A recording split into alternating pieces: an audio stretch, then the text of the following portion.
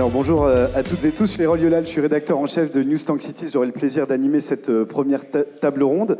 Alors 2027 sera-t-elle la présidentielle du logement? C'est la question que nous allons nous poser à l'occasion de cette table ronde qui inaugure le congrès de l'Union des aménageurs. Ce congrès, Nicolas Gravy l'a rappelé tout à l'heure, est placé cette année sous le thème « Quand l'aménagement fait société ». Et c'est précisément ce que nous allons essayer de montrer ce matin. L'aménagement ne se limite pas à produire des opérations, à transformer du foncier ou à fabriquer des morceaux de ville. Il touche directement à la manière dont nous vivons, dont nous nous logeons, dont nous nous déplaçons, dont nous accédons aux services, aux équipements, au commerce, à l'emploi, à la sécurité et plus largement à la transition écologique. Et au cœur de cette question du cadre de vie, il y a évidemment le logement. On le sait, le logement est l'un des premiers postes de dépenses des ménages, un poste qui est en constante augmentation, près de 28% de leur consommation selon l'INSEE, et bien davantage pour les ménages les plus modestes.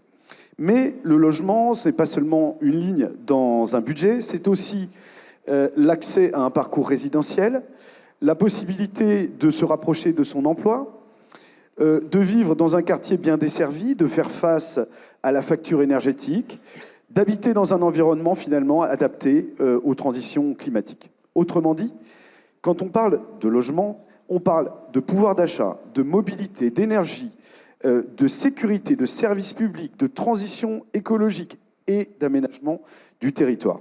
Et pourtant, à chaque élection présidentielle, le même paradoxe revient. Le logement est central dans la vie des Français, mais il peine à devenir un sujet central dans la campagne présidentielle. Alors pourquoi? Est-ce parce qu'il est trop technique, ce sujet, trop interministériel, trop coûteux, trop local? Est-ce parce qu'il se retrouve toujours éclaté entre Bercy, le ministère de l'économie et des finances, l'écologie, la cohésion des territoires, la ville, les collectivités, les bailleurs, les promoteurs, les aménageurs? Et surtout, comment faire pour que 2027 ne reproduise pas le scénario des campagnes précédentes? Alors c'est ce que nous allons essayer d'aborder avec nos 4 intervenants aujourd'hui. Et pour en discuter, j'appelle donc à me rejoindre sur scène Frédéric Dabi, directeur général opinion de l'IFOP. Je crois que on peut l'applaudir.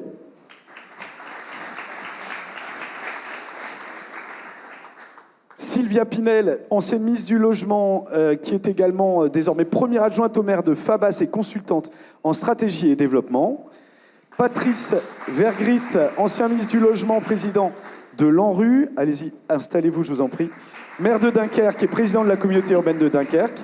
Et Nicolas Gravy, qui a fait le sprint pour nous rejoindre, donc qui est donc président évidemment de l'Union des aménageurs et directeur général d'Eiffage Aménagement. Je vous en prie, installez-vous. Moi, je vais me mettre là, voilà. Alors, bienvenue à toutes et tous. Alors, Frédéric Dabi, je vous propose de commencer avec vous, parce qu'avant de se demander comment faire du logement un sujet présidentiel, il faut peut-être comprendre pourquoi il ne l'est pas davantage aujourd'hui. Dans les enquêtes d'opinion, donc les préoccupations des Français renvoient très souvent au logement à travers peut-être d'autres vocables, en tout cas le pouvoir d'achat, l'énergie, des termes qu'on a pu évoquer, la question du cadre de vie aussi, qu'a évoqué le ministre tout à l'heure. Mais le mot logement lui-même ne s'impose pas toujours comme un grand thème politique. Comment expliquez-vous ce paradoxe? Pourquoi un sujet aussi structurant dans la vie quotidienne des Français peine-t-il à s'imposer comme un grand thème présidentiel? Merci pour votre question. Bonjour à toutes et tous. Merci à l'Union des aménageurs pour son invitation à son congrès. Effectivement, vous l'avez dit, c'est un enjeu structurant pour les Français, mais il ne s'impose pas dans le débat. Alors, le débat présidentiel, il n'a pas commencé. On est pour l'instant dans une période de clarification de cette offre pléthorique, mais on voit dans toutes nos enquêtes, notamment qualitatives, que les Français, après une présidentielle entre guillemets tronquée pour la campagne en 2022, percutée par le Covid, phagocytée par la guerre en Ukraine, après une campagne législative par définition minimaliste en 2024 de 2 semaines et demie, après des municipales où la bande passante a été trop occupée par l'international, les Français veulent un vrai débat et sans doute, et je l'espère, ça a été dit par le ministre, cet enjeu va davantage émerger. Je dirais que, je vais être un peu sévère, souvent le personnel politique qui ne connaît pas ces enjeux regarde trop et mal les sondages. C'est-à-dire que quand on regarde la hiérarchie des préoccupations des Français, c'est des questions classiques que pose l'IFOP ou d'autres instituts, on a une sorte selon la question posée, un quatuor qui s'impose, qui est santé, éducation, sécurité, pouvoir d'achat, immigration un petit peu après, etc. Et c'est vrai que le logement est un enjeu caché. Les Français vont moins penser logement que ce qui est caché par le logement. C'est-à-dire, vous le disiez, le premier poste de dépense, c'est la question du pouvoir d'achat. Il y a aussi autre chose, au-delà du fait que c'est un enjeu caché, et les Français vont plus parler du pouvoir d'achat, du coût de la vie, que du premier poste de dépense, notamment dans les enquêtes quantitatives. Je vais vraiment distinguer les deux. C'est aussi un enjeu intime, qui relève de la sphère privée. Le logement, c'est être bien chez soi, avoir l'ambition, Troisième République, d'être un pays de propriétaires, accéder à la propriété. Ça relève de l'intime, de la vie privée, et souvent ça peut être compliqué à réifier de manière collective, même si les Français, je vais le dire plus tard, ont une vraie prise de conscience collective de la crise du logement. C'est compliqué à être pris en charge dans le champ politique et dans le champ médiatique, même si c'est pris en charge quand même, par le personnel politique. Et ça a été dit par le ministre quand il a parlé de la campagne des municipales. On l'a vu également à l'IFOP. Pour les Français, c'est aussi un enjeu local. C'est un enjeu qui va être central dans les campagnes les plus locales, à savoir les élections municipales, même si je nuancerais un petit peu, du fait de la crise du politique, de fait de ce que j'appelle l'éclipse du politique, c'est-à-dire depuis cette dissolution ratée, depuis cette assemblée introuvable, ingouvernable pour ne pas dire un autre mot, les Français ont le sentiment qu'il ne se passe rien à l'échelle nationale. On a vu lors de la campagne municipale un phénomène assez inédit, à savoir des enjeux nationaux qui sont descendus, comme dans une logique de descente de charge, qui ont glissé à l'échelle locale. Quand on voit que les premiers déterminants du vote à ce scrutin, c'était sécurité, santé, accès aux soins, dette, trois enjeux nationaux, trois enjeux régaliens qui sont descendus à l'échelle locale. Mais c'est vrai que le logement a été, malgré tout, important, avec la figure des maires bâtisseurs qui était la figure de référence, qui maintenant est un petit peu challengée. Les maires fraîchistes, si je puis dire, du nom de Georges Frêche, ont dû davantage justifier une politique de logement. Maintenant, et vous l'avez dit dans votre introduction, je copie ce que vous dites, mais je le vois de manière très flagrante dans les enquêtes qualitatives, quand on sort de la mesure, le logement est un enjeu global, central. C'est un enjeu qui n'est pas étanche, qui est essentiel pour faire société. Quand on gratte, si je puis dire, le discours des Français, je parlais de la sécurité tout à l'heure, oui, le logement s'impose. Le sentiment qu'on est bien en sécurité chez soi, entre parenthèses, les différentes affaires de homejacking, je ne le prononce pas bien, pardon, ça a beaucoup marqué les Français dans leur mémorisation de l'actualité. Être bien chez soi, être en sûreté chez soi, être en sûreté dans son quartier, autour de son logement. Il ne faut pas oublier que le Covid a amplifié la tendance que j'achète un logement, je loue un logement, mais j'achète et je loue également un quartier, un véritable environnement, donc lien avec la sécurité, lien avec la mobilité, lien bien sûr avec le climat. Bien sûr, c'est un enjeu qui s'est un peu effondré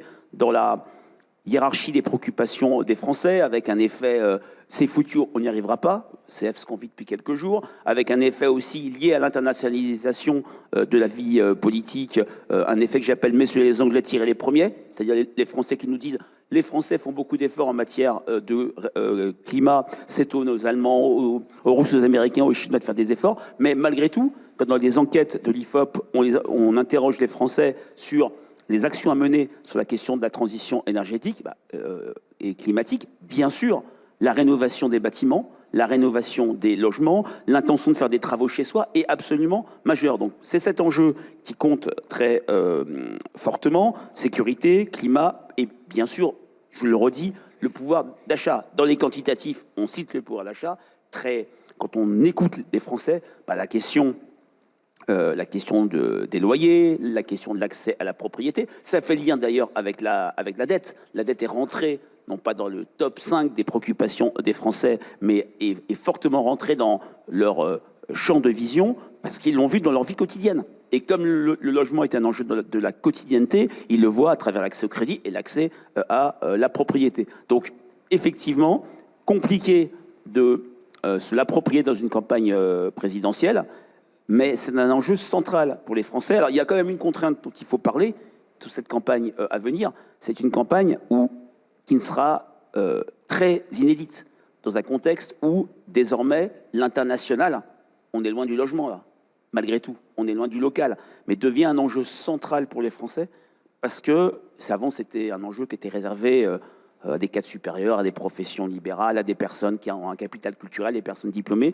Maintenant, c'est un enjeu majeur en termes d'intérêt. On le voit dans la mémorisation de l'actualité, parce que les Français ont compris que ce qui se passe dans le bureau ovale, ce qui se passe en Ukraine, ce qui se passe à Hormuz ou ailleurs, peut avoir un impact sur leur vie quotidienne. Mais malgré cela, de par sa centralité, de par cette dimension, multithématique et multifactorielle, le logement ne peut pas ne pas être central dans cette campagne. Merci Frédéric Dabi. Alors ce logement finalement enjeu caché. Sylvia Pinel, vous avez été ministre du logement, vous avez donc vécu cette difficulté de l'intérieur, porté un sujet essentiel, mais souvent perçu comme très technique, très réglementaire, très budgétaire. Pourquoi le logement est-il si difficile à imposer dans le débat public? Même question, alors même qu'il touche directement les Français. Bonjour à toutes et tous. D'abord, merci à l'Union des aménageurs pour cette invitation. Toujours un moment agréable de pouvoir débattre de ce thème essentiel pour la vie des Françaises et des Français et qui nous concerne finalement tous. Et j'avais l'habitude de dire que le ministère du Logement, c'était le ministère du quotidien. Et on le voit bien justement dans ce que vous venez d'évoquer.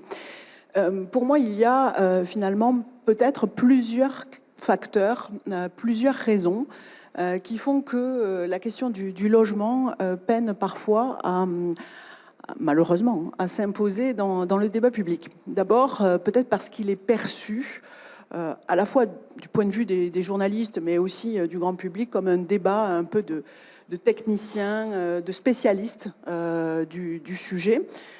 Et comme toute matière qui peut paraître un peu complexe, c'est pas forcément celle vers laquelle on a le plus d'appétence naturelle à aller vers ces sujets.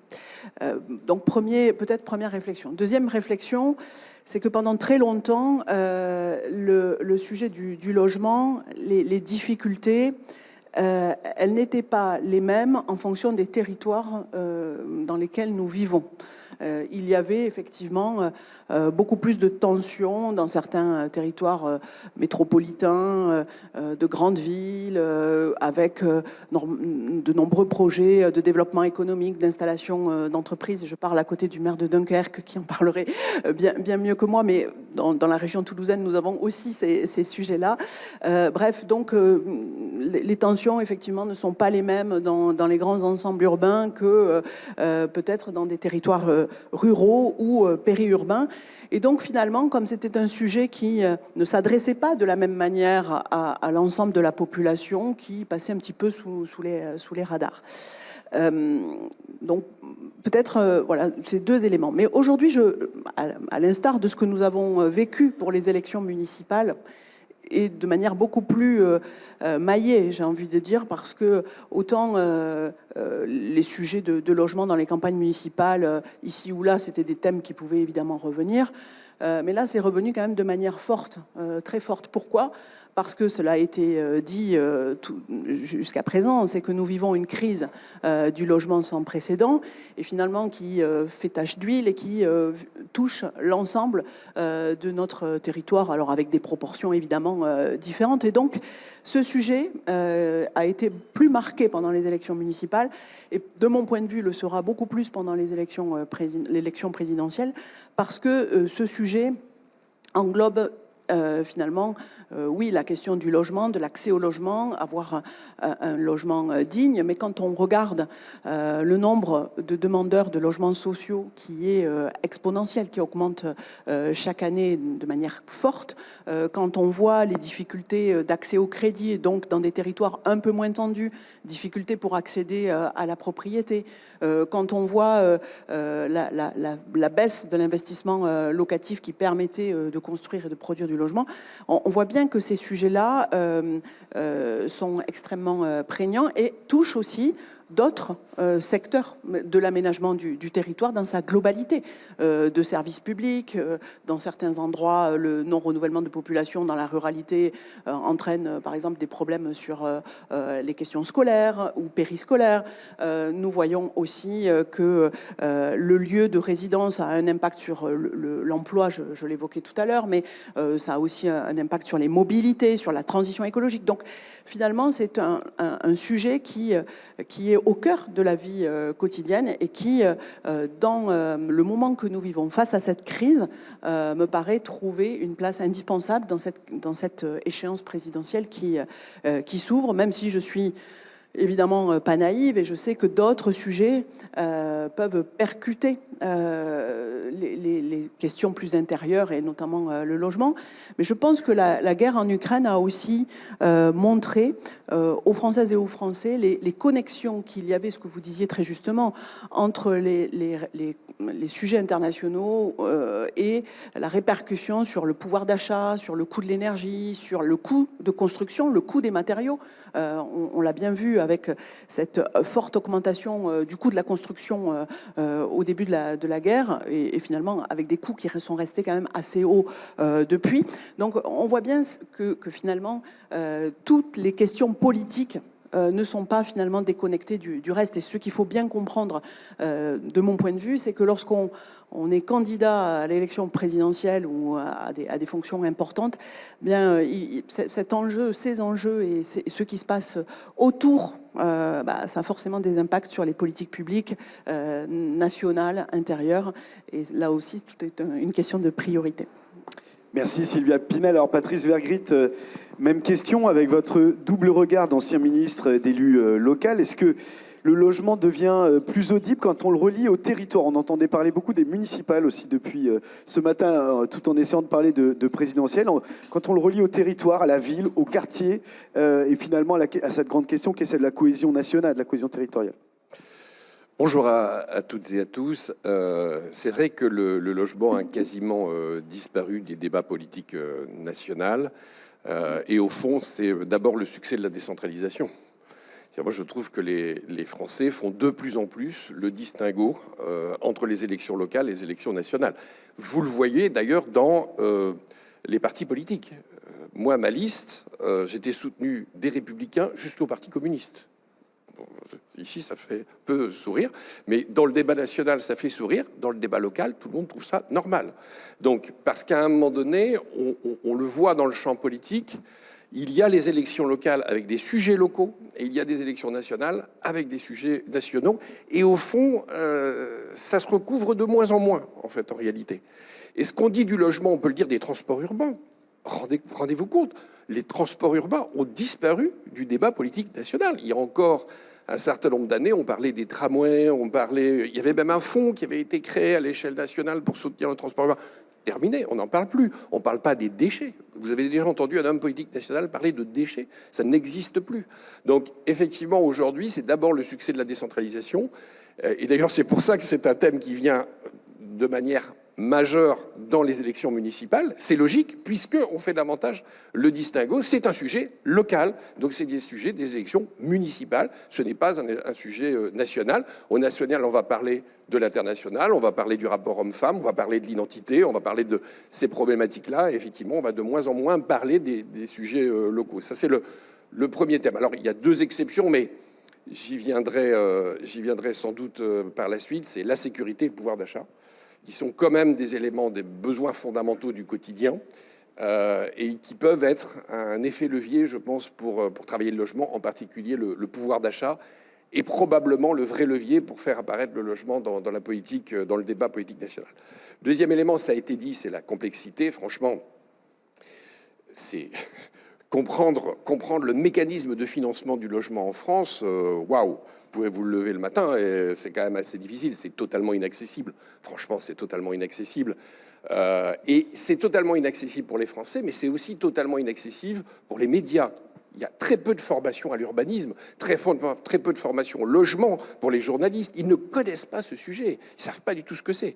Quand vous parlez des mécanismes de financement du logement à un journaliste, y compris un journaliste national, il ne comprend pas, il ne sait pas. Il cherche le truc sur lequel il va pouvoir écrire des choses, mais il n'y a aucune formation en la matière. Les écoles du journalisme, il n'y a pas de formation d'urbanisme. Ça n'existe pas. Donc le décryptage d'un projet politique de logement pour un journaliste est très difficile. Donc du coup, vous ne l'avez pas dans les médias. Donc ça, c'est un autre effet.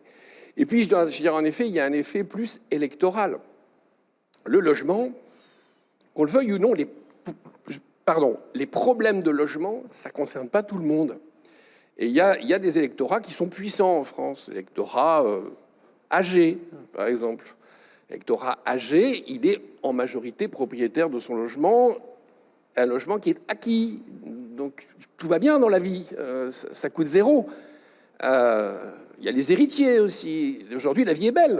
Je veux dire, parce que le logement, évidemment, est un élément structurant des inégalités en France. C'est le premier élément structurant des inégalités, en fait, en réalité.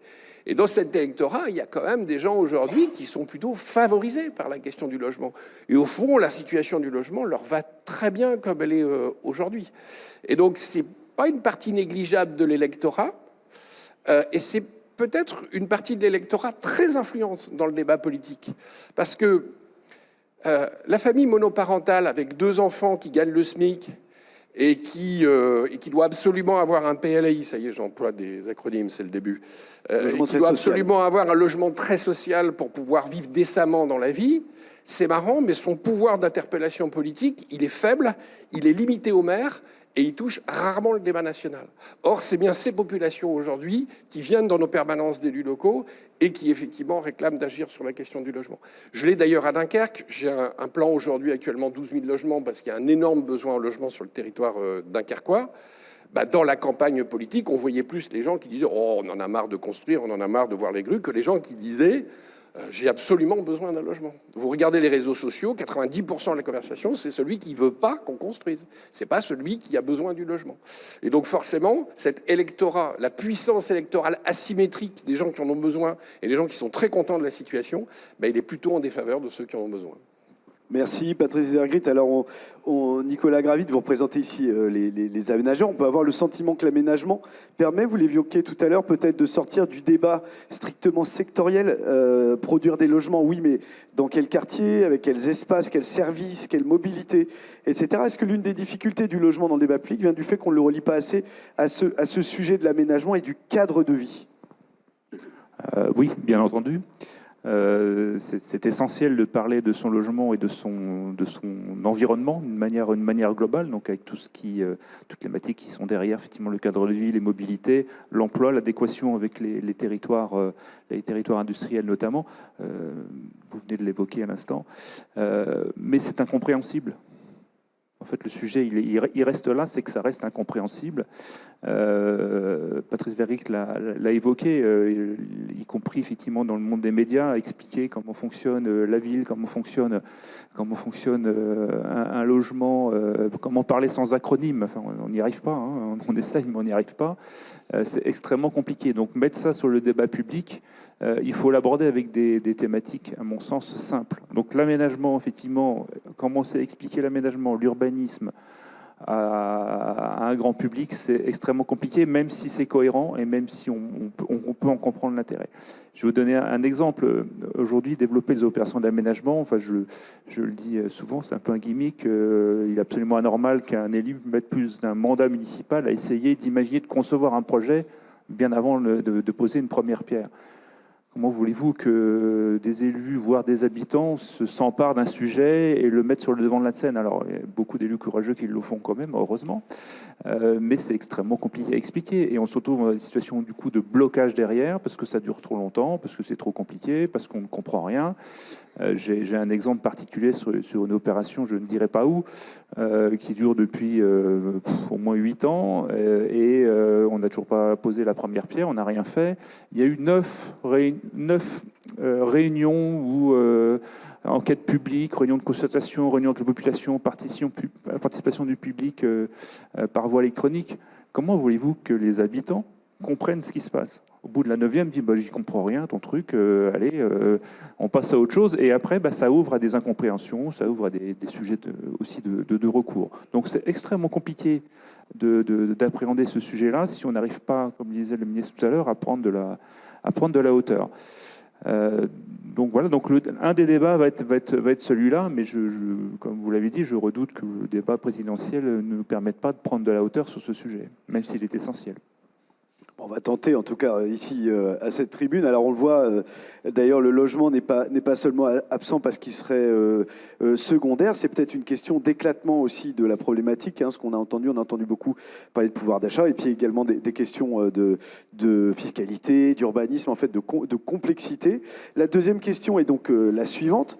Comment fait-on pour imposer le logement dans l'agenda politique ? Et là, on touche à la mécanique des arbitrages, du portage politique, du portage ministériel aussi. Ça concerne Bercy, les collectivités, plus largement la manière dont l'État fabrique ou ne fabrique pas une politique du logement. Alors Sylvia Pinel, je voudrais commencer cette deuxième séquence. Vous pouvez peut-être prendre chacun un micro parce que c'est vrai que c'est... Après le Covid, mais, voilà. Alors Sylvia Pinel, je voudrais commencer cette question avec vous. On entend souvent que le logement est un ministère très exposé, mais pas toujours très puissant. Il est au croisement de Bercy, de l'écologie, des collectivités, on l'a dit avec Patrice Vergrit tout à l'heure, de l'aménagement du territoire, de la ville, de la fiscalité, etc. Quand on est ministre du logement, comment fait-on pour gagner des arbitrages et pour imposer son sujet dans l'agenda gouvernemental? La recette. La recette. S'il y en avait une, je la donnerais tout de suite à Vincent. Non, plus sérieusement, je pense aussi que ça dépend des moments et des époques. Pourquoi je dis ça? Parce que le fonctionnement interministériel dépend aussi du rang et du type du ministre du logement. C'est-à-dire que, et moi je reste persuadée que j'ai eu la chance d'être ministre du logement, de l'aménagement du territoire et de la ruralité, de plein exercice, ce qui me permettait d'assister à l'ensemble des conseils des ministres. Ça me permettait de ne pas être éclatée dans un ministère qui a de nombreuses priorités entre l'environnement, les transports, le logement, la ville, enfin bref, d'autres priorités, d'autres sujets qui sont, en termes d'aménagement, puisqu'on est avec des aménageurs aujourd'hui, extrêmement importants. Mais le fait de pouvoir porter un message et d'être en face à face lors des arbitrages avec Bercy, ça aide beaucoup. Et puis l'autre point surtout, encore plus essentiel que celui-là, me semble-t-il, c'est la feuille de route qui est élaborée par le ministre et confortée, validée par le Premier ministre et le Président de la République. Et lorsque moi j'ai été nommée en 2014, le Président de la République et le Premier ministre avaient fait de la question de la relance de la production de logements une priorité gouvernementale.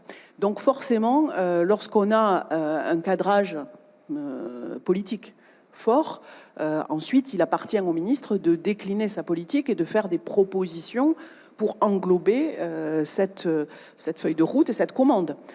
Donc cela s'est traduit pour moi par le plan de relance qui concernait l'ensemble des secteurs et des segments du marché du logement, avec la création du Fonds national d'aide à la pierre, avec de soutien aux bailleurs sociaux, réforme du prêt à taux zéro, des dispositifs que vous connaissez tous très bien, des opérations en faveur des copropriétés dégradées également, la rénovation, bref, on avait essayé des mesures de simplification également, on avait essayé de travailler de manière très, très large, très complémentaire sur l'ensemble des points de blocage. Parce que s'il y a bien une conviction que j'ai acquise de ce passage au gouvernement sur cette thématique-là en particulier, c'est que pour pouvoir avoir une politique du logement efficace, il faut regarder l'ensemble des segments du marché et pas uniquement un domaine. Pourquoi? Parce on sait bien, vous professionnels, combien ils sont interconnectés entre eux. C'est-à-dire que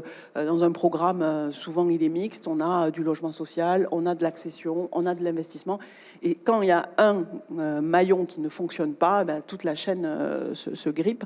Donc oui, nous avons besoin de cette vision globale. Et donc pour gagner effectivement ces arbitrages-là, ça demande, de mon point de vue, une discussion au moment de la nomination assez franche avec le Président de la République pour savoir ce qu'il veut vraiment faire.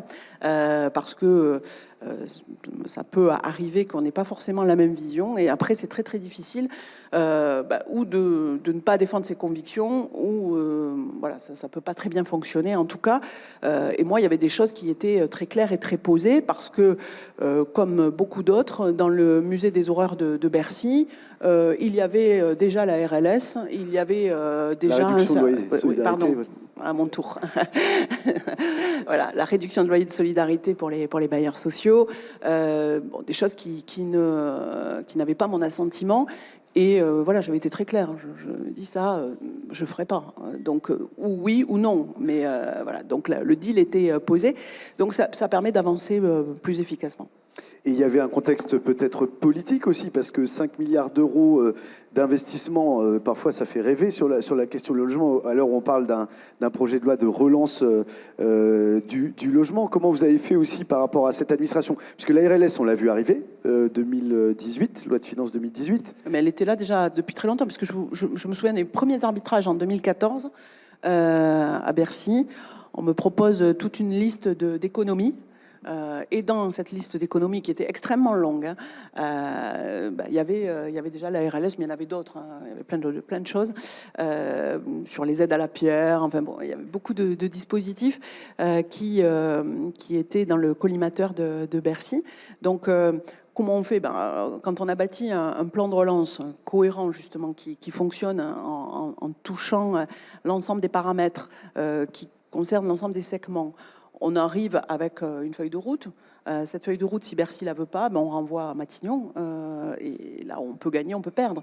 On gagne pas sur tout, on perd pas sur tout. Mais le contexte était différent aussi, parce que les taux d'intérêt n'étaient pas les mêmes. Donc faire un prêt à taux zéro puissant, efficace en 2014-2016, puisque je l'ai retouché à plusieurs reprises, c'était sûrement beaucoup plus facile qu'en 2022, 2024 ou 2026, puisque les taux d'intérêt n'étaient pas forcément les mêmes et le delta pour l'État était évidemment différent.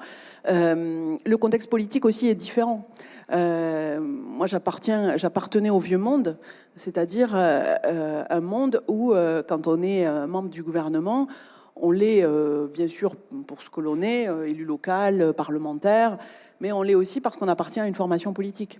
Et moi, j'avais la chance d'appartenir à une formation politique partenaire du Parti socialiste qui était majoritaire. Et donc, en tant que membre du Parti radical de gauche, j'avais une sensibilité, une singularité différente. Et lorsque on avait un certain nombre d'arbitrages ou de pré-arbitrages qui nous remontaient, qui n'étaient pas forcément... toujours sur lesquels on n'était pas forcément d'accord, dans les échanges entre groupes majoritaires, au petit déjeuner de la majorité, on s'en expliquait en disant non, là, nous, ça, c'est pas possible. Donc ça permettait d'avoir, au-delà de Bercy, d'autres équilibres politiques qui nous permettaient de parfois gagner un certain nombre de sujets. Moi, je me souviens qu'on avait fait une étude, une mission sur les APL, par exemple. Il y avait un certain nombre de propositions qui, pour nous, étaient des marqueurs extrêmement importants sur lesquels nous étions en désaccord avec les propositions de la mission. Ça a été un des débats importants et le parti a pesé, a joué son rôle. Donc voilà, moi je peux parler que de l'expérience que j'ai connue. Je n'ai pas connu le monde qui a suivi, mais qui me semble mettre beaucoup plus en retrait le poids des partis politiques et les discussions de la majorité, puisque c'est plutôt des personnalités de talent qui sont reconnues pour leur savoir-faire et leurs compétences sur les sujets qui sont choisis, mais qui n'ont pas du coup le soutien des partis derrière. Donc les partis, je sais que c'est plus très à la mode, mais en tout cas ça avait cet avantage-là. Merci Sylvia Binel. Alors Patrice Vergrit, vous avez vous-même porté l'idée d'une politique du logement plus territorialisée. On en discutait un petit peu tout à l'heure. Vous présidez aujourd'hui l'ANRU. Est-ce que la difficulté française, ça ne tient pas aussi à une organisation trop verticale, peut-être trop centralisée, trop sectorielle de la politique du logement ? Vous me faites plaisir avec votre question. Étant un décentralisateur bien connu de la politique du logement, et ce depuis pas mal de temps, je suis obligé de vous dire oui et 1000 fois oui. Et au fond, c'est la conséquence de ce que j'ai dit tout à l'heure. C'est un sujet aujourd'hui décentralisé pour les Français. Décentralisons-le. Enfin, je veux dire, et allons jusqu'au bout de la démarche. Aujourd'hui, c'est ahurissant de voir encore des choses traitées à Paris. même que ce soit de manière réglementaire, que ce soit dans les arbitrages qui sont faits au niveau local. Parfois, il faut un ministre pour pouvoir régler des problèmes, mais de base. J'avais fait l'exercice avec François Rebsamen à Dijon. Il m'avait dit, au moment où j'étais ministre du Logement, il dit, tu peux pas venir à Dijon parce que ça réglerait tous mes problèmes. Et effectivement, on avait fait le tour de tous ces trucs qui étaient bloqués, tous ces chantiers bloqués. Et je dis, bah, qu'est-ce qu'il faut pour le débloquer? Bah, il dit, il faut une autorisation de l'État, d'une dérogation sur ça.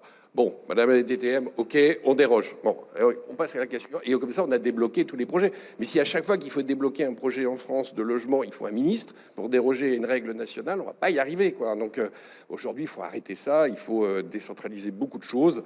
Et je pense qu'on vivrait mieux et assumer le fait qu'on est sur un sujet décentralisé.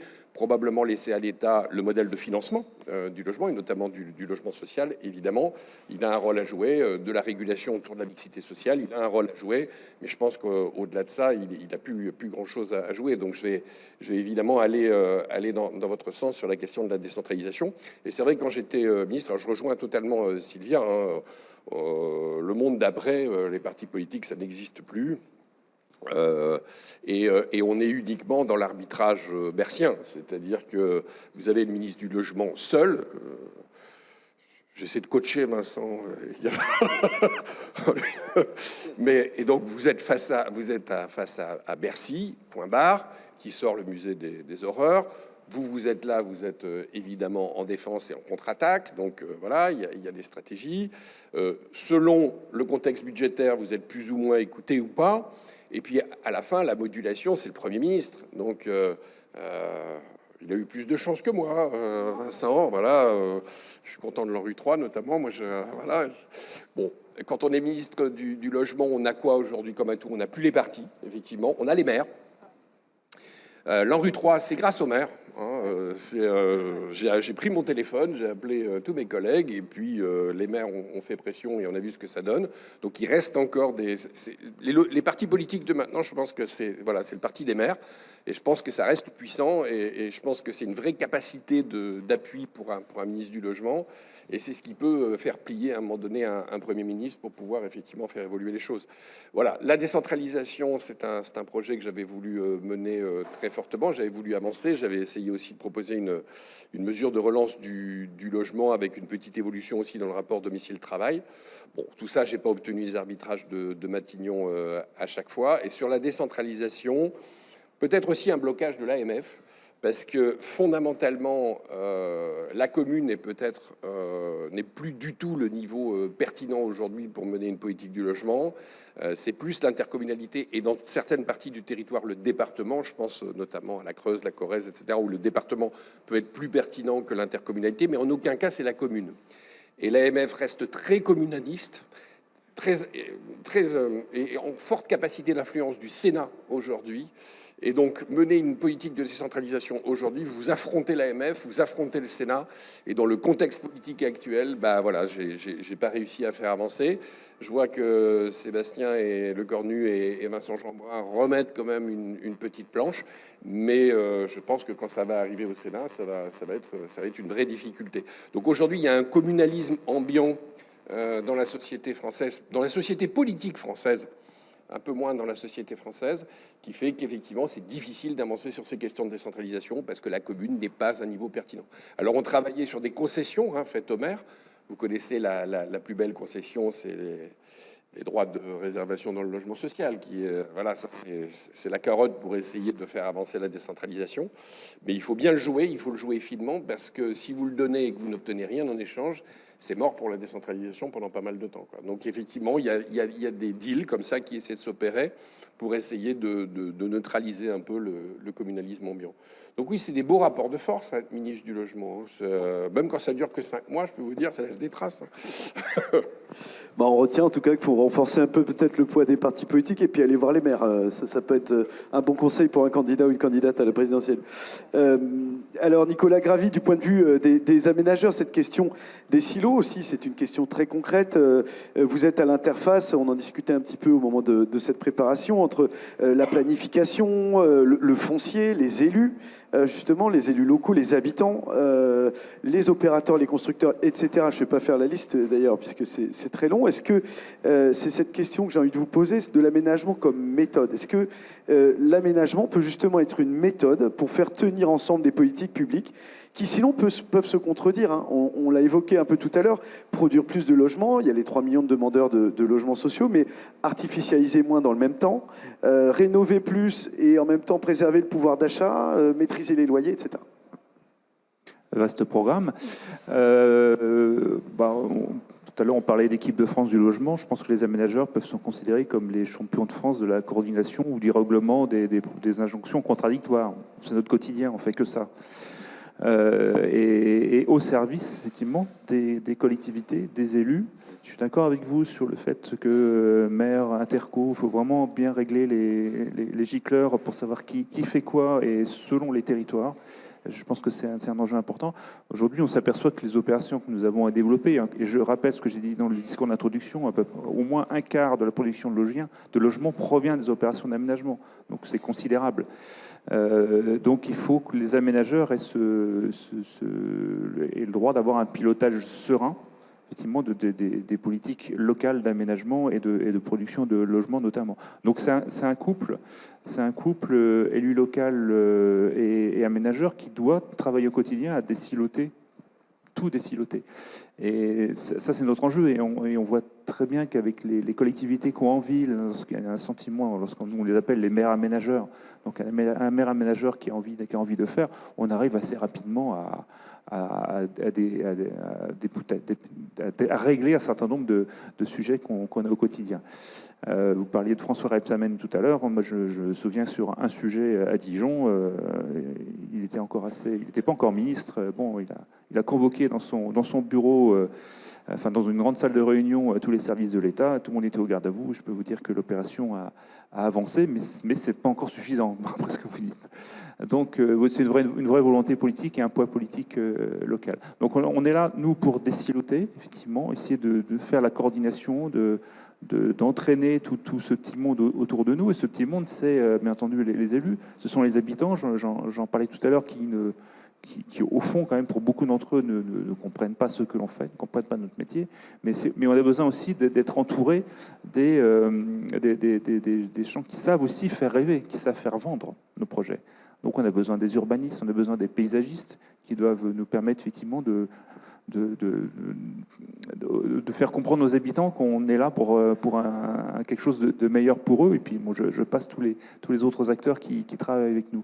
Donc désiloter, c'est essentiel, et la décentralisation est aussi essentielle. C'est le seul moyen de faire avancer les choses dans notre métier, puisqu'il y a l'appréhension au quotidien, et vive les verts aménageurs, c'est tout ce que j'ai à dire. Et comment vous, justement, à quel défi vous êtes confronté localement en général? On voit ce sujet de la transition écologique, qui est un sujet qui est majeur. On parle de sobriété foncière, là c'est déjà un terme presque technique. Comment est-ce que vous faites face à ces contradictions? C'est de l'échange permanent.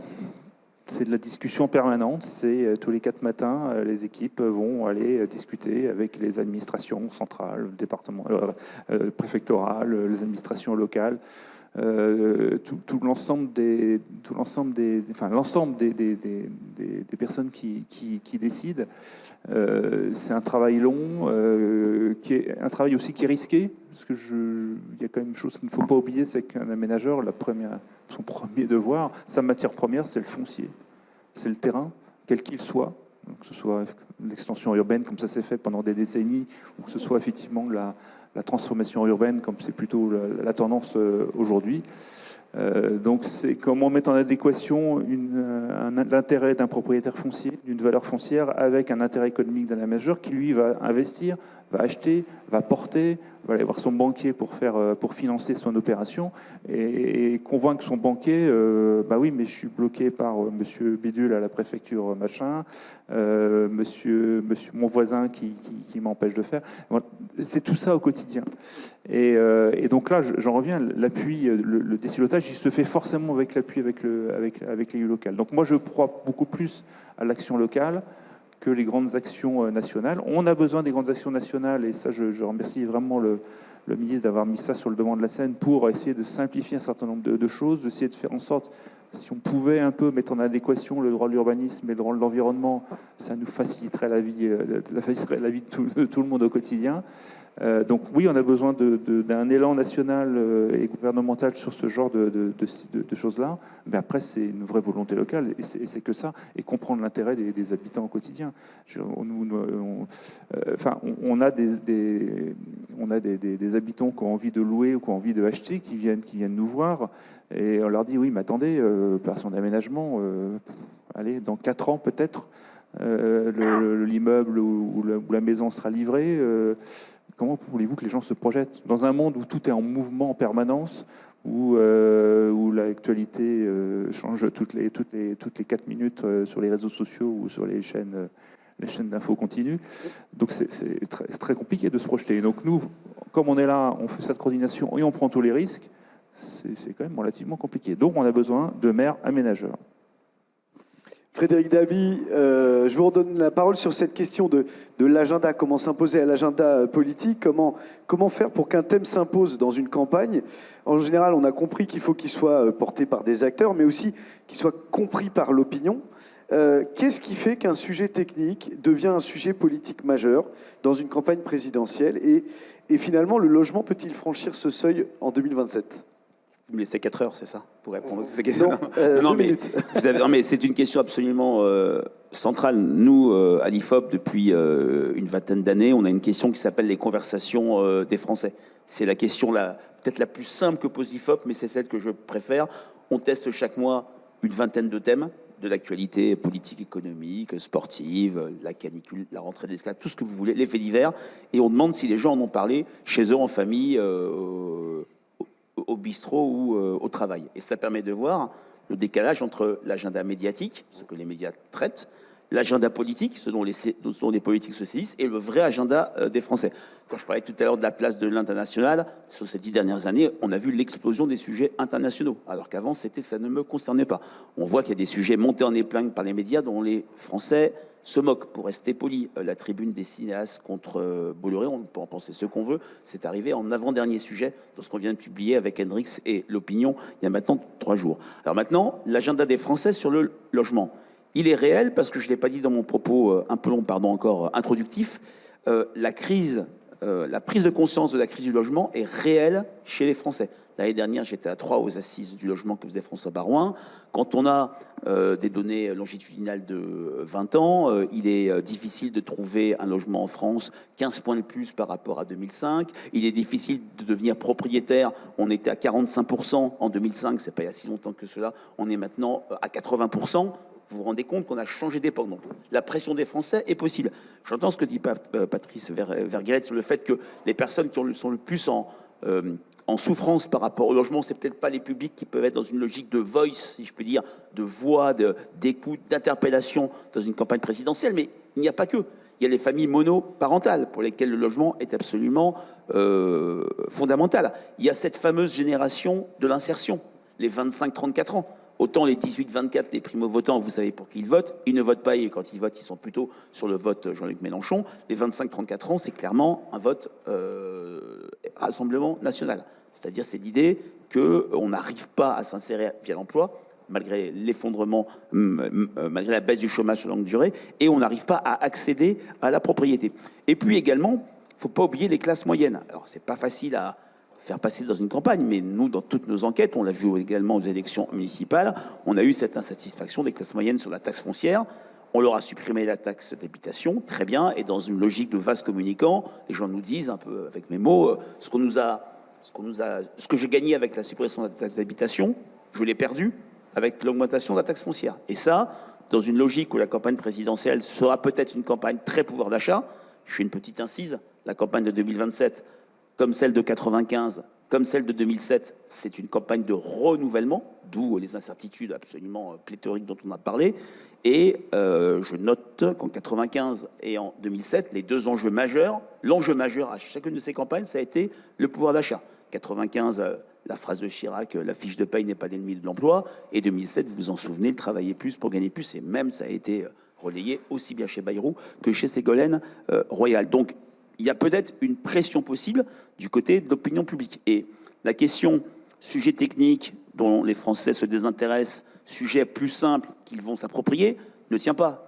Le Covid, qu'est-ce que c'était compliqué au début? On a bien vu, parce que ça touchait sa vie quotidienne. La seule chose qui est, je dirais, le juge de paix, c'est ce que le sujet, il faut le prendre en charge parce qu'il y a un impact concret sur la vie quotidienne.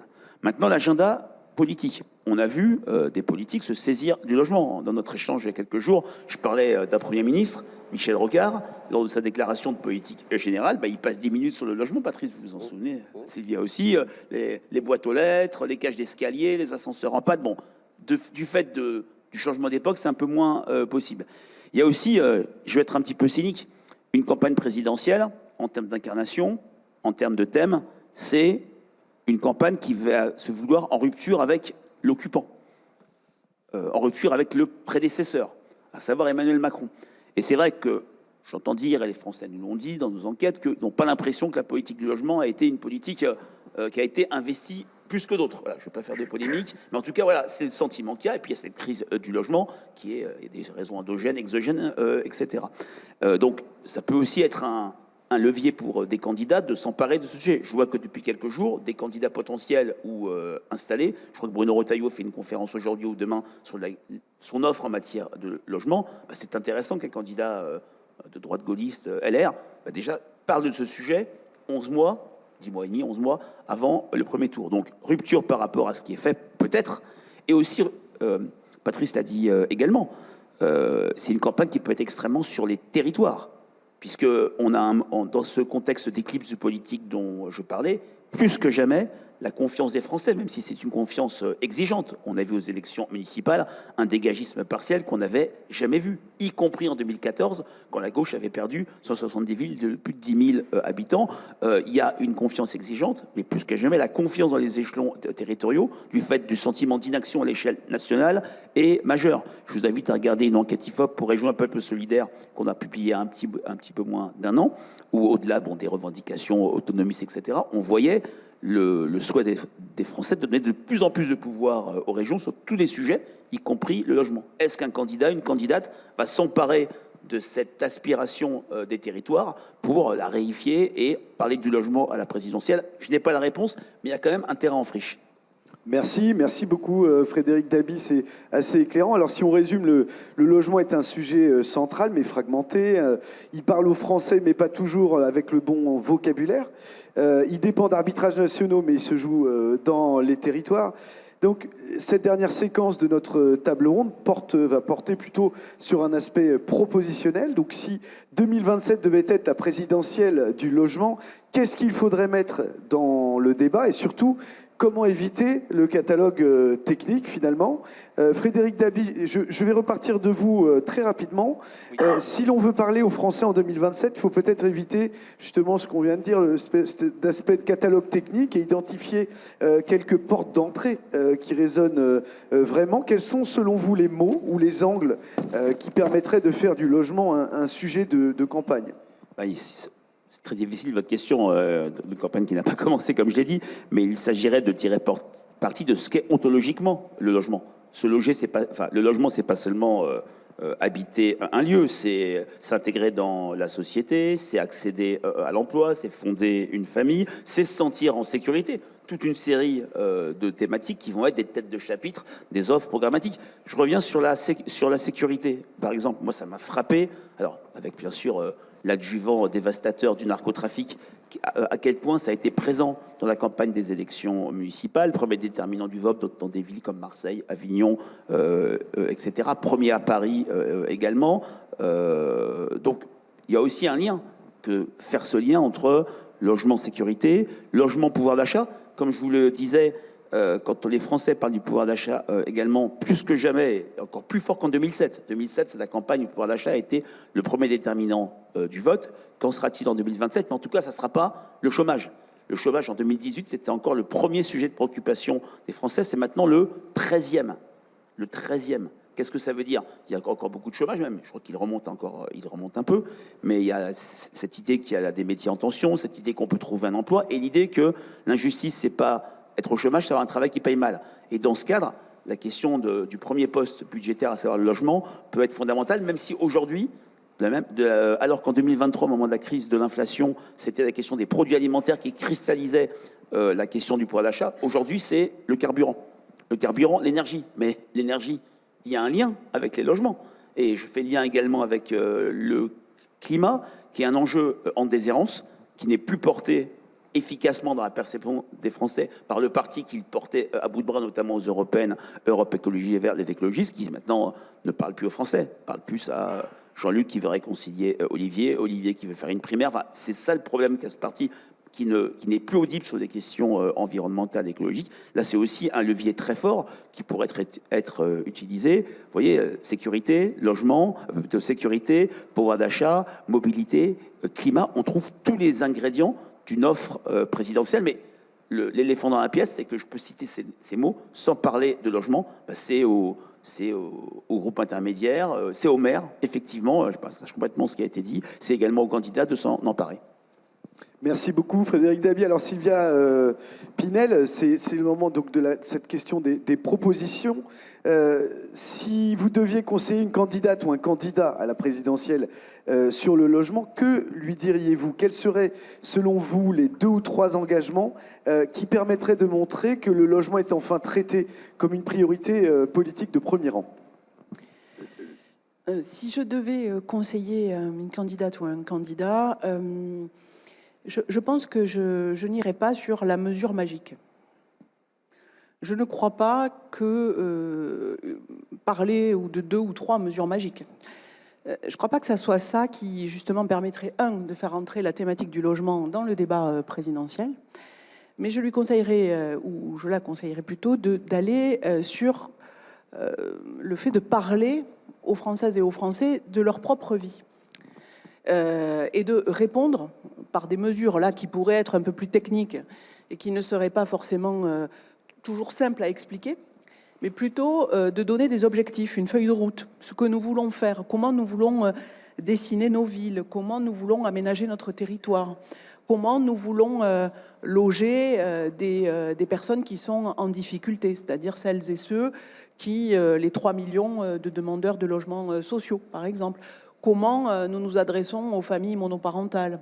Comment nous pouvons régler le problème des familles recomposées avec les gardes alternés qui demandent des logements parfois plus grands? Et c'est un sujet dont finalement on le voit dans nos territoires et l'offre n'est pas là. Comment on traite enfin, parce qu'il va y avoir urgence, le problème du logement des seniors, l'adaptation du logement des seniors. Quand on regarde la démographie, les courbes à la fois sur toutes ces personnes qui ont des logements trop grands, inadaptés, avec la nécessité de trouver autre chose, mais tout ça, ça n'est pas là. Donc, en fait, plutôt que de donner un catalogue à l'après-vert, bien sûr, on peut dire il faut supprimer la RLS, il faut renforcer le prêt à taux zéro, pour le rendre plus efficace aujourd'hui parce que il est calqué sur des marges et des taux qui n'étaient pas celles que nous connaissons aujourd'hui. Qu'on puisse dire oui, il faut retrouver du logement intermédiaire pour les classes moyennes. Mais ça, déjà, quand on dit ces mots-là, c'est des mots techniques et on a perdu une partie de la population. Donc je préfère qu'on parle du récit des personnes que l'on rencontre pour proposer une offre en partenariat évidemment avec les élus locaux, avec les maires, les intercos, les départements effectivement dans certains territoires plus ruraux, les régions qui font déjà des fois du travail sur ces questions-là. Moi j'ai été vice-présidente de région et on avait développé une politique en faveur du logement. Bref, toutes ces questions-là d'aménagement du territoire, de logement, elles font écho, je le disais tout à l'heure, à la vie quotidienne des Françaises et des Français. Donc plutôt que de prendre des mesures qui seront extrêmement parfois complexes à traduire et à expliquer, moi je vois par exemple le dispositif, certains dispositifs que l'on a pu porter les uns les autres. Ou des dispositifs actuels. Quand on doit les expliquer sur un public qui n'est pas spécialiste ou de l'aménagement, ou de l'urbain, ou du logement, ou de l'investissement, c'est parfois compliqué. Et donc, je pense que je ne dis pas d'être simpliste dans ce que, bien sûr que non, mais plutôt de rester sur des orientations, une feuille de route qui sera déclinée, et surtout de bien articuler ce qui relève de la compétence nationale, c'est-à-dire impulser une vision, un projet politique pour loger les Françaises et les Français, parce qu'on parle des 3 millions de demandeurs de logements sociaux, mais il ne faut pas oublier non plus le nombre de personnes sans abri, le nombre de personnes mal logées ou logées dans des appartements indignes ou insalubres, ou des passoires énergétiques. Et en ces temps de canicule, on voit bien combien c'est difficile. Donc il faut avoir cette vision-là. Et si on veut évidemment s'adresser à des publics plus professionnels, oui, là on peut décliner des mesures plus techniques sur la nécessité de transformer l'urbanisme de transformation, la rénovation des grands ensembles, le lien emploi-logement auquel je tiens particulièrement. Bref, des mesures, il peut y en avoir, et ça, évidemment, on en trouve toujours. Mais ce qui, pour moi, est le plus important dans un moment politique comme une campagne présidentielle, c'est de s'adresser, d'incarner et de parler des vrais problèmes. Parce que si on a un candidat à l'élection présidentielle qui connaît véritablement la vie des familles monoparentales, qui connaît la situation du logement social, qui connaît les sujets d'aménagement, bien après les mesures, elles se déclinent.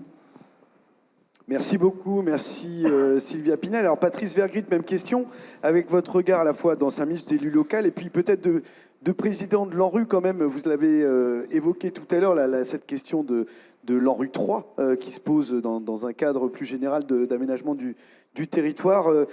Dans une présidentielle du logement, quels seront selon vous les sujets prioritaires à porter ? D'abord, je partage ce que vient de dire Sylvia. Je pense qu'il faut parler des inquiétudes des Français. Et il y a des inquiétudes aujourd'hui autour du vieillissement, c'est une évidence. Il y a une inquiétude autour des familles monoparentales, c'est une évidence. Il y a une inquiétude chez les jeunes aujourd'hui qui n'arrivent pas à accéder au logement malgré un CDI, malgré un emploi, etc.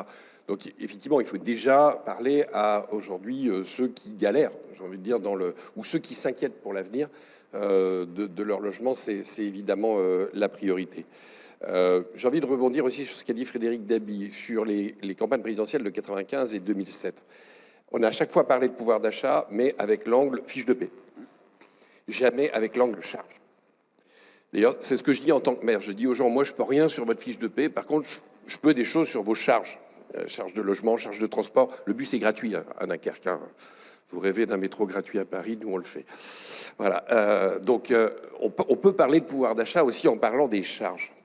Et je pense que les inquiétudes aujourd'hui, paradoxalement, sont plus sur les charges que sur les salaires. Il y a peut-être une forme de résignation sur les salaires et une forme d'espoir sur les charges, ou plutôt à l'inverse.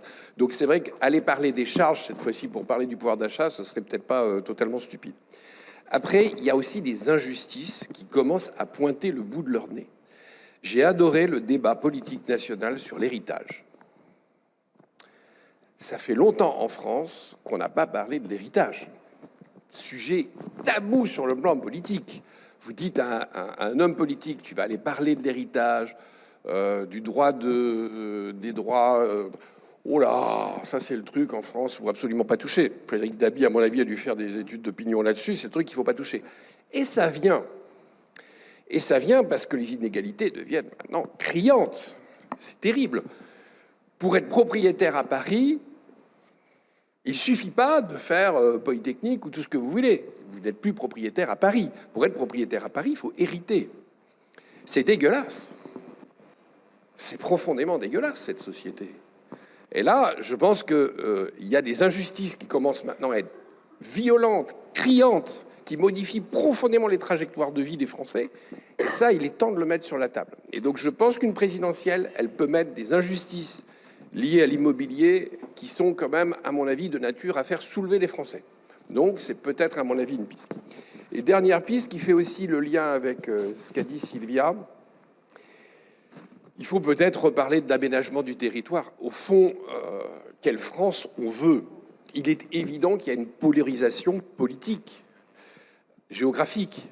Regardez le vote des métropoles, regardez le vote des villes petites et moyennes. Si vous ne voyez pas un truc qui est un peu différent, il y a un truc qui déconne.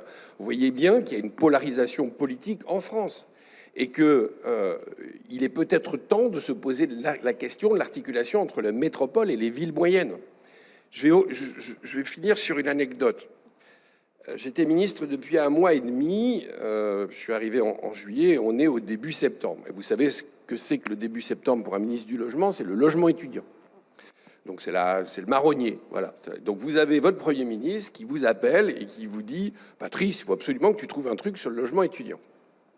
Et donc évidemment, tout le monde me conseille la transformation de bureaux en logement, qui est... Voilà, hein, bon, on n'en parle même pas, et ceci et cela. Et moi je réponds, mais je dis, mais Elisabeth, c'est pas ça qu'il faut faire. Tu déplaces toutes les formations de licence dans les villes petites et moyennes, tu accompagnes ça d'un projet de reprise et de rénovation des logements des centres-villes qui ont 15-20% de taux de vacances. Vous allez à Lunéville et Montluçon, vous avez taux de vacances. Ça coûtera moins cher, ça règle la question de la précarité étudiante, ça redynamise des villes petites et moyennes qui n'ont plus le sentiment de mourir, mais de retrouver une jeunesse et de revivre. J'ai dit, c'est ça qu'il faut faire. J'ai dit, voilà. Et donc, la réponse, elle n'est pas au ministère du Logement, elle est au ministère de l'Enseignement supérieur. Bon, évidemment, ça ne s'est pas fait. Voilà. Mais les réponses en termes de logement sont aussi liées à l'aménagement du territoire. La métropolisation va trop loin. Et on l'amplifie. On va trop loin en matière de métropolisation. On n'est plus dans l'articulation, on n'est plus dans les réseaux de villes. Et si on ne repose pas la question des grands territoires et de ce qu'on veut faire de ce pays et de l'articulation qu'on veut avoir entre les villes moyennes et les métropoles, on continuera la polarisation. Et au fond, l'ANRU, c'est aussi ça, parce que c'est aussi... Oui, je vois la montre. Parce que la métropolisation, elle se fait aussi à l'intérieur même des métropoles, sur un certain nombre de quartiers aujourd'hui relégués. Et je me félicite évidemment de l'ANRU 3, et je me suis battu avec beaucoup de maires pour y arriver, parce que ça permet aussi de régler ces problèmes, non pas à l'échelle du coup du pays, mais à l'échelle interne aux métropoles ou aux grandes agglomérations. Voilà. Merci beaucoup Patrice Vergrit. Alors Nicolas Gravy, je termine cette séquence avec vous, parce que le thème du congrès est quand l'aménagement fait société. Concrètement, comment les aménageurs peuvent-ils contribuer à faire de 2027 la présidentielle du logement, et surtout quel message l'Union des aménageurs veut-elle adresser aux futurs candidats à l'élection présidentielle ? Alors, je ne vais pas lancer un grand message. Je souscris complètement à tout ce qui vient de être dit. Je partage vos paroles à tous les deux. Il faut avoir une vision effectivement haute du sujet et pas rentrer dans les mesures pour faire des mesures, même si au quotidien on en a besoin. Il faut avoir une vision globale de l'aménagement du territoire de notre pays. Ça, c'est un vieux sujet qui me tient aussi personnellement à cœur. Ça n'existe plus. Il faut remettre ça sur le devant de la scène, il faut rééquilibrer les territoires, reparler de réindustrialisation et comment effectivement le pays s'organise par rapport à ça. Je pense que ça c'est un enjeu essentiel et qui est compréhensible pour nos concitoyens. Et derrière, évidemment, faut décliner tout ça par des mesures et par le travail sur le terrain que nous faisons avec les élus locaux. Donc ça c'est le premier sujet, et ce qui est également en lien avec pour moi le sujet majeur. On en a un petit peu parlé, mais très peu, qui est le sujet de l'évolution de la démographie. Quand on regarde les courbes, les projections de démographie à l'horizon 2050 pour le pays, il y a de quoi vraiment de s'inquiéter et de remettre en cause beaucoup de politiques qui ont déjà été mises en place et de rééquilibrage aussi des territoires. Donc ça, je pense, deux messages forts que les candidats pourraient porter pour après effectivement décliner sur le terrain des mesures et mettre en avant des projets. Donc nous, aménageurs, on doit aussi mettre en avant ce qu'on a bien fait. C'est-à-dire, en France, il y a une politique d'aménagement opérationnel qui est historique, qui a très bien fonctionné pendant 50 ans et plus. Aujourd'hui, qui est moins perçue, moins comprise, beaucoup plus compliquée, beaucoup plus longue. Et donc, du coup, ça ne marque plus les esprits, mais pendant, effectivement, des années, alors avec des erreurs, évidemment, hein, mais c'était quand même un marqueur de notre société. Donc, pour la présidentielle, c'est ces deux sujets, l'aménagement du territoire et les sujets démographiques. Et troisième sujet, comment rendre le logement accessible, et je ne vais pas reprendre tout ce qui a été dit, accessible aux Français, donc effectivement pour la partie du logement social, mais pour l'accession des propriétés, essayer de faire comment réduire les coûts. Comment faire en sorte que nos jeunes, les primo-accédants, puissent permettre d'acheter une maison, un logement, un appartement, où qu'on soit sur le territoire. Aujourd'hui, c'est devenu impossible. Je ne parle même pas de Paris-Centre. C'est devenu quasiment impossible. Donc, il faut qu'on trouve des moyens tous, mutuellement, toutes les filières, tous les du logement, les promoteurs, les bailleurs, les aménageurs, pour réduire les coûts. Donc, c'est réduire les coûts du foncier et, je dirais, réduire les prix de vente des logements accession. Et en ce sens-là, nous, on a et ça va en lien avec la politique d'aménagement du territoire, on a une mesure qui nous tient à cœur. Alors, je sais que Bercy va nous tomber dessus, mais ça, c'est pas grave. Aujourd'hui, il faut quelque chose qui fonctionne très bien, c'est la TVA réduite pour les logements en accession à proximité des périmètres en rue. Et aujourd'hui, c'est un des rares secteurs dans le logement qui résiste mieux que le reste sur le marché du logement. Et notre réflexion, c'était de se dire comment concilier cette mesure, comment l'étendre cette mesure et la faire rejoindre avec des enjeux environnementaux. Et l'idée que nous avons eue, c'est de se dire aujourd'hui, on veut travailler la sobriété foncière, on veut éviter l'extension urbaine à tout va. Et comment fait-on pour reconstruire autour des pôles de mobilité et des gares ? Et ça concerne toutes les pôles de mobilité, toutes les gares, qu'on soit en métropole, qu'on soit en zone périurbaine, qu'on soit en ville moyenne ou dans des sous-préfectures. Et en imaginant un dispositif de TVA réduite dans un périmètre à définir pour faciliter l'acquisition, notamment des jeunes, auprès de ces pôles de mobilité, on résout à la fois un problème de prix pour l'accession à la propriété, mais aussi on répond à un certain nombre de questions environnementales de sobriété foncière. Donc voilà, on pourrait imaginer la même chose sur des friches industrielles, etc. Alors je sais que le musée des horreurs va nous tomber dessus, mais je pense que là, pour le coup, il y a une vraie ambition politique et qui pourrait être une des déclinaisons de tous les sujets que vous avez abordés. Voilà, mais on a plein d'autres idées, mais j'en cite une. Merci Nicolas Gravy. Alors le temps est un peu compté. Juste un mot de conclusion, vraiment un mot. Si vous deviez retenir une priorité pour faire de 2027 la présidentielle du logement, laquelle serait-elle, Frédéric Davy ? Inscrire le logement dans son environnement et montre qu'il fait société et inciter les candidats à en parler. Sylvia Pinel ? Avoir une vue d'ensemble, une vision globale et partenariale. Patrice Vergrit ? Moi, je voudrais juste faire une incidente et remercier les aménageurs, parce que je suis aussi président d'Efficacity, qui s'occupe des bilans carbone des projets d'aménagement. Et les aménageurs sont très mobilisés sur la question. Et la généralisation du bilan carbone, ça n'a rien à voir avec le logement, mais beaucoup pour l'aménagement. Et c'est un élément essentiel pour le changement climatique. Merci Patrice Vergrit. Nicolas Gravy, pardon. Oui. Vive l'aménagement du territoire, l'aménagement opérationnel. Mettons-le en avant, ça permettra de régler beaucoup de difficultés. Voilà. Merci à tous les quatre. Je crois qu'on peut vous applaudir. Je vous invite à rejoindre